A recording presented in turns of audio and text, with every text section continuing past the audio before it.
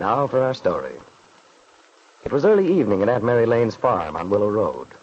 Aunt Mary and Lefty Larkin, her old friend and helper, had finished a leisurely supper, punctuated by sighs of great satisfaction from Lefty, for Aunt Mary had cooked corned beef hash, an old favorite with Lefty. Then, as Aunt Mary had washed the dishes, Lefty had dried them and put them away in his helter-skelter masculine fashion. Later, when he was safely out of the way in the parlor, building up a great roaring fire which would last all evening, Aunt Mary had gone back to straighten up the cupboard so she could find things for breakfast in the morning. But she wouldn't have let Lefty catch her at this for the world. He imagined himself to be such a great help around the kitchen. Now, Aunt Mary is smoothing a little glycerin and rose water on her hands as she joins Lefty. What's that nice perfume, Aunt Mary? Oh, just a little hand lotion.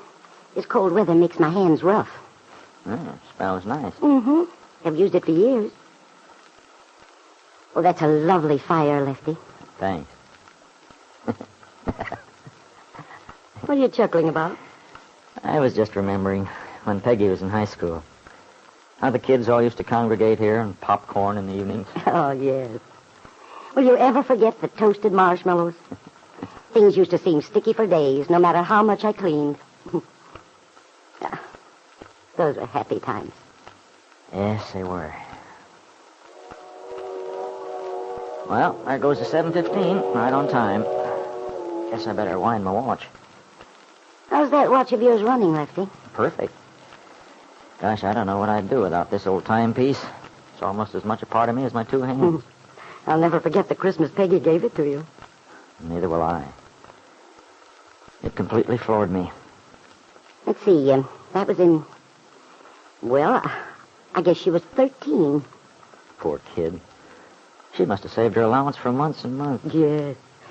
When the youngsters used to stop in for milkshakes and things after school, Peggy would just go in and sit with them so she could save the money. Ye gods, I didn't know that, Aunt Mary. You shouldn't have let her. Oh, it didn't hurt her, Lefty. In fact, it was good for her. She was bound and determined to give you a watch. And I thought it would be good for her to make that little sacrifice. It made her gift mean that much more. Well, it's my most treasured possession, that's for sure. Peggy coming home early tonight? I don't really know. She called this afternoon late and said she was having dinner with Nicholas. Was she in a cheerful mood? Why, yes, I think so. Why do you ask? Oh, I don't know. Everything seems sort of haywire lately. The marriage. What's bothering you about it? It's kind of hard to say. I'll admit I've been for it all along, but now... Have you changed your mind? Is that it? No, I haven't changed exactly. But Peggy's attitude is what gets me. She's so lukewarm about the arrangements for the wedding. I know she wants it to be simple, but then... Lots of girls prefer a simple ceremony. But even so, for instance, that business about getting a new dress. Gosh, I thought girls always wanted to get dressed up. Usually, they do. Yeah, I know. And, well, when I have to put it into words, it doesn't sound very important, I guess. Maybe I'm sort of romantic about the whole thing. I've always dreamt how it'd be Peggy in one of those long, white, filmy-looking affairs with veil and stuff. Say, maybe that sort of thing's gone out of style. Is that it? Oh, no, Lefty. The traditional bridal dress is still quite the thing, so far as I know. When people want to go in for it. Oh. Well, I don't know. But there's something about the way Peggy's been acting that worries me. I have an idea she's not happy.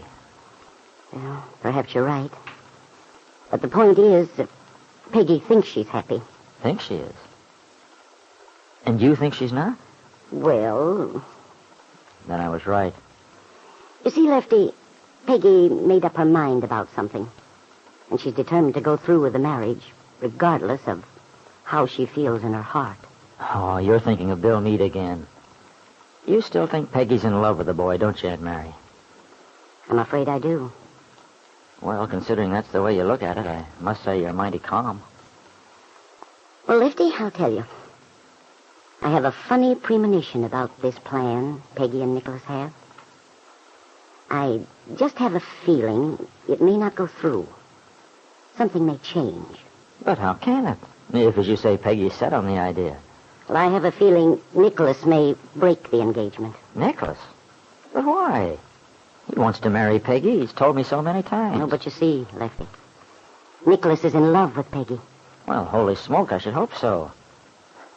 But that doesn't make sense, Aunt Mary, what you said about his wanting to break it off. Why would he want to do that? He might want to, if he thought Peggy was in love with Bill. But she isn't. I'm pretty sure, Lefty, that Nicholas Dorn believes she is. And at that same moment, the two young people under discussion were driving along the highway toward Wakefield.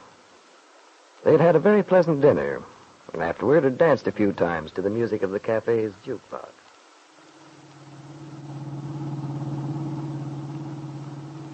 I've had a wonderful time tonight, Nicholas. I'm glad, Peggy. It was a lovely dinner. You're a very good dancer. It's nice to see you so happy. I'd say you had spring fever, but I know that it isn't spring. It's a nice song, isn't it? Mm-hmm. That's right, too. That's exactly the sort of feeling I have. Light-hearted and sort of excited for no particular reason. The way you are in springtime. I know the feeling. That is, I remember it dimly from my youth. Peggy, there is a reason why you feel that way tonight. Is there? Uh-huh. You've gotten rid of all your bitterness. Oh. You mean because I talked to Bill? That's it. Yes, I guess you're right. I hate not being open and honest with people. It's so much better to get along, be friendly. Of course it is. I'm proud of you, darling. I only wish I were as sterling a character, as honest. Why, Nick, you're always honest. You never pretend about things. Peggy, don't bank on that too much. I might let you down sometime. Oh, no, Nicholas. You'd never do that. I'm positive.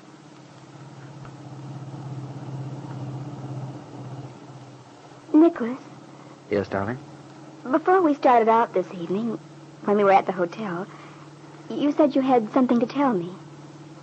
I've felt all evening that there was something on your mind. Why don't you say what it is and get it over with? Well, I should. Especially since this seems to be the day for putting cards on the table. Of course you should, Nick. After all, when we're married, we don't want to have secrets from each other. We might as well begin right here and now, telling each other exactly what we think. When we're married. Oh, Peggy. Nicholas, what? Well, Peggy, the thing is, I've been thinking it over and, well... Nicholas, I've never seen you act like this. Oh, for heaven's sake, say it. I think we should postpone the wedding. Postpone it. Yes, darling. You see, after all, we've kept it pretty quiet. You've only told a few people. It wouldn't hurt to delay it a little while, would it? No, I suppose not.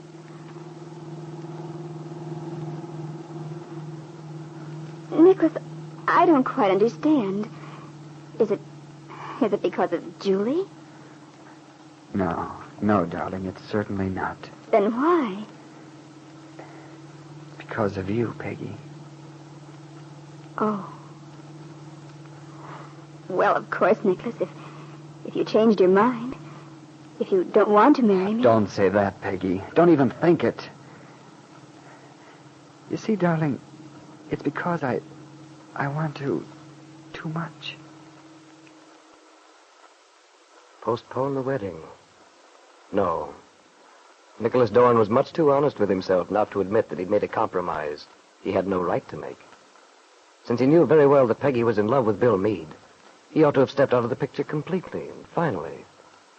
But when it came to saying it, the words just wouldn't come. He loved Peggy too much. And yet, Nicholas knew in his heart he'd merely postponed doing what he eventually must do.